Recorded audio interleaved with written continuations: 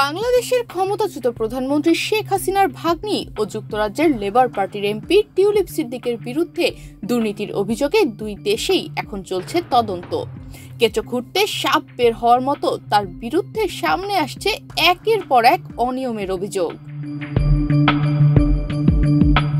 বাংলাদেশের তৎকালীন শাসক তার খালা শেখ হাসিনার ঘনিষ্ঠ ব্যবসায়ীর কাছ থেকে উপহার নেওয়া কোটি টাকার ফ্ল্যাট এখন ব্রিটিশ রাজনীতির আলোচিত ইস্যু।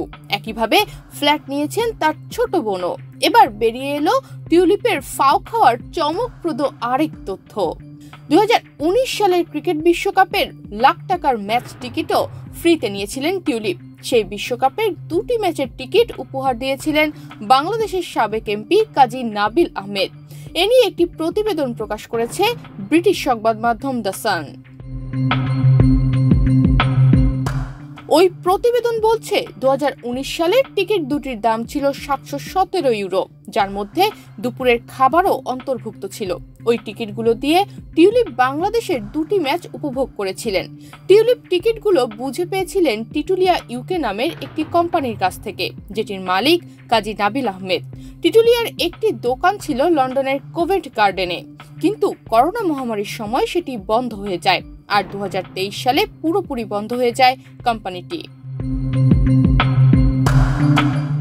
ক্ষমতাচ্যুত আওয়ামী লীগের সঙ্গে কোনো ধরনের সম্পর্ক নেই বলে একাধিকবার দাবি করেছেন টিউলিপ।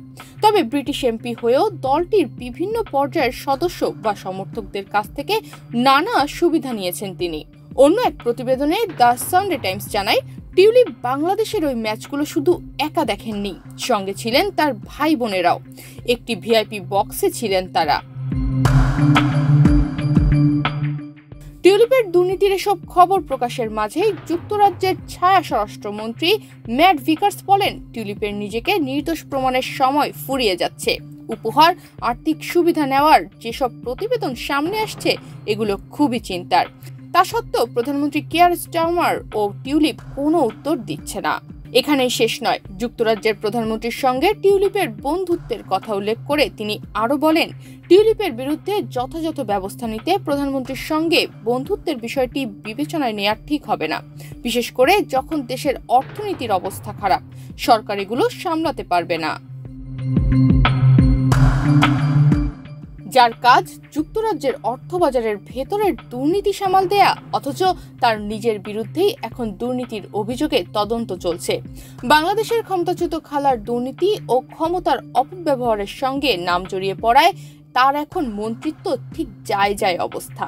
সাবেক প্রধানমন্ত্রী শেখ হাসিনার এক ঘনিষ্ঠ সহযোগীর কাছ থেকে কয়েক কোটি টাকা দামের ফ্ল্যাট উপহার হিসেবে নেওয়ায় কিছুদিন ধরেই আলোচনার শীর্ষে আছেন টিউলিপ।